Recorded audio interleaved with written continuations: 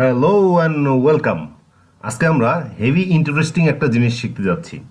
যেমন আমাদের দৈনন্দিন প্রয়োজনে সবচেয়ে গুরুত্বপূর্ণ যে জিনিসটা আসে সেটা হলো সময় এবং তারিখ। আজকে আমরা এমএস এক্সেলে একটা তারিখ ক্যালেন্ডার বানানো শিখব, যেটা এক্সেলের মাধ্যমে অপারেট হবে এবং র্যাপিডলি এটা চেঞ্জ করা সম্ভব। যে কোনো দিন যে কোনো মাসেই এই ডেটটা আপডেট থাকবে। যেমন যেমন আমরা এটা জানুয়ারি মাস আছে, আমরা যদি ফেব্রুয়ারি মাস দিই আমরা ফেব্রুয়ারি মাস আপডেট হয়ে যাবে, যে কোনো মাস দিই যে কোনো মাস আপডেট হয়ে যাবে। কেমন? তো এটা আমাদের সবসময় এটা প্রয়োজন হয়, তাই আজকে আমরা এক্সেলে নিজে বানানো শিখব। তো শুরু করা যাক। সর্বপ্রথম আমরা বারের নামগুলো লিখবো, ডের নামগুলো লিখবো। যেমন সানডে,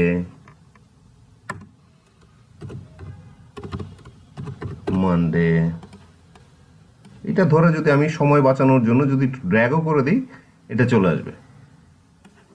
চলে আসলো।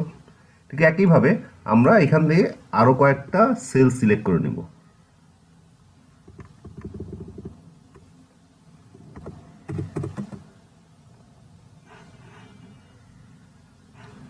ঠিক আছে, ওকে ফাইন। আমরা এইখানে একটা ড্রপ ডাউন আঁকার চেষ্টা করব। আমরা যদি একটু দূরে লিস্ট করে, যেহেতু আমরা একটা ড্রপ ডাউন করব, তাহলে আমরা এই মান্থের নামগুলো লিখে নিই। জানু,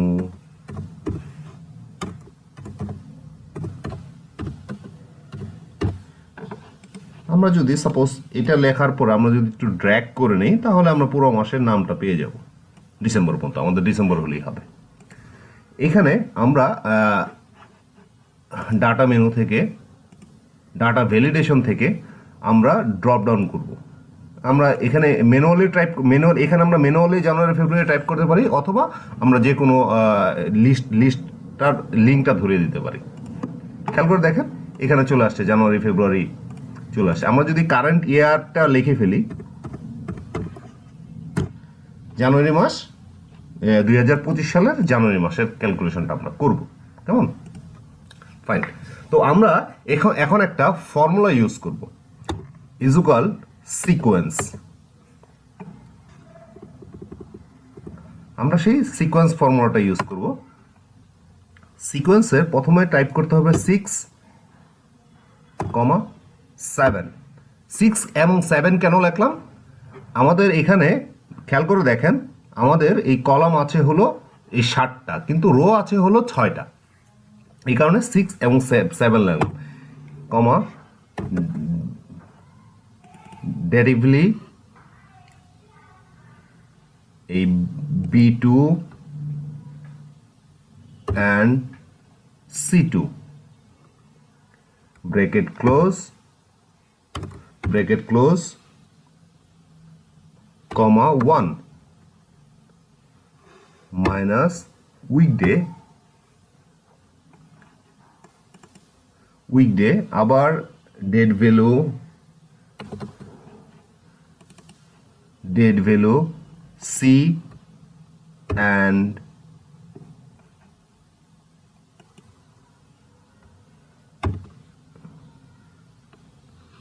খেয়াল করে দেখেন, এখানে আমরা দিব হলো -1, ব্রেকেট ক্লোজ, এন্টার। খেয়াল করে দেখেন আমাদের এই ইটা চলে আসছে। ঠিক একইভাবে আমরা এই ইটা যে সেলগুলো কিংবা কলামগুলো যেগুলো হয়েছে সেগুলো সিলেক্ট করে নিয়ে আমরা হোম মেনুতে যেয়ে এখানে এই কাস্টমে চলে যাব। আমরা জেনারেল ক্যাটাগরিতে কাস্টমে চলে যাব। এখানে যে জেনারেল কথাটা আছে সেই জেনারেলের ঘরে আমরা ডি প্রেস করে দিব, অনলি সিঙ্গেল ডি। এন্টার চাপ দিলে আমাদের এইটা চলে আসবে। খেয়াল করে দেখেন, এখানে 31 মাস হওয়া সত্ত্বেও এখানে আরো সবগুলো ঘর ফিল আপ হয়ে রয়েছে। তো এখন আমরা কি করব, এটা সিলেক্ট অবস্থায় থাকবে। আমরা একটা কন্ডিশনাল ফরম্যাটে চলে যাব। কন্ডিশনাল ফরম্যাটে যে নিউ রোলে প্রেস করব। এখানে দেখেন ইউজ এ ফর্মুলা, এই ঘরটা use a formula to determine which a cell to format. এই ঘরে আমরা একটা ফর্মুলা প্রেস করব, ইকুয়াল মান্থ, মান্থ ব্রেকেট, এই যে ফার্স্ট ঘর যেটা আছে সেটাকে আমরা ধরিয়ে দিব। সেটা আছে হলো B5, আমরা ধরে দিলাম হলো B5, ব্রেকেট ক্লোজ। এখানে আপার কেস লোয়ার কেস, আবার মান্থ। খেয়াল করে দেখেন এখানে ব্রেকেট দিয়ে আমরা এই ঘরটা ধরিয়ে দিব অ্যান্ড একটু সাইডে রেখে এই ঘরটা ধরিয়ে দিব, ব্রেকেট ক্লোজ। এখানে ফরম্যাটে যে ঘরটা আছে সেই ফরম্যাটে প্রেস করব, ফরম্যাটে প্রেস করে কাস্টমারে যাব, এখানে এসে আমরা এই কোলনটা ইউজ করব 3 বার, 1 2 3। খেয়াল করে দেখেন 1 2 3। আমি কমেন্ট বক্সে, এটা ডিসক্রিপশন বক্সে, কমেন্ট বক্সে সব জায়গাতেই আমি এটা দিয়ে দিব। কেমন? ওকে, ওকে প্রেস করে দিব, ওকে করে দিব। খেয়াল করে দেখেন আমরা এন্টার প্রেস করলে এইটা চলে আসছে। কেমন? তো আমরা যদি এটা কোনো কারণে এই ডেটটা চেঞ্জ করি, মার্চে চলে যায়, অটোমেটিক এটা চেঞ্জ হয়ে যাবে। জুনে চলে যায়, অটোমেটিক এটা চেঞ্জ হয়ে যাবে। তো আমরা যদি এটা 2025 থেকে 2026 প্রেস করি, এটা চলে আসবে 2026 সালে জুন মাসের এগুলো আছে।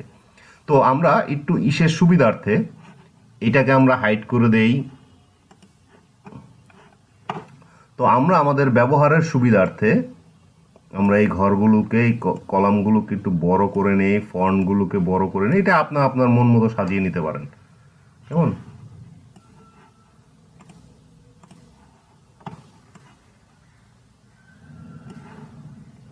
আপনার যেমন খুশি তেমন সাজিয়ে নিতে পারেন। ফ্রাইডে স্যাটারডেতে উইকেন্ড থাকে, আমরা এটা রেড করে দিতে পারি। এই ঘরগুলোকে আমরা একটা কালারে আওতায় নিয়ে আসতে পারি।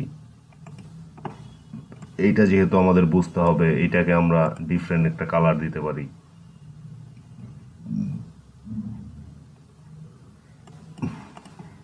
তো আমাদের বোঝার সুবিধার্থে যে যেমন পারে এটা আমরা ফন্ট সাইজটা একটু বড় করে দিতে পারি। দেখেন ক্যালেন্ডারটা খুব সুন্দর হয়ে গেল। তো আমরা যে কোনো সময় যে কোনো ডেট যদি প্রয়োজন হয় তাহলে আমরা এখান থেকে আমরা সিলেক্ট করে নিতে পারবো। তো আশা করি সবাই বুঝতে পেরেছেন। এটা প্র্যাকটিস করবেন। যদি কারো কম্পিউটারে কিংবা এমএস অফিসে সিকোয়েন্স ফর্মুলা না থাকে তাহলে 2019 থেকে অ্যাবাভ যে কোনো অফিস, এমএস অফিস ইউজ করবেন, তাহলে আশা করি এটা পেয়ে যাবেন। তো কোনো প্রবলেম হলে কমেন্টস করবেন, আমি এটা হেল্প করবো। আর যাবতীয় লিঙ্ক আমি ডিসক্রিপশন বক্সে দিয়ে দিব অথবা আই বাটনে দিয়ে দিব। Thank you very much.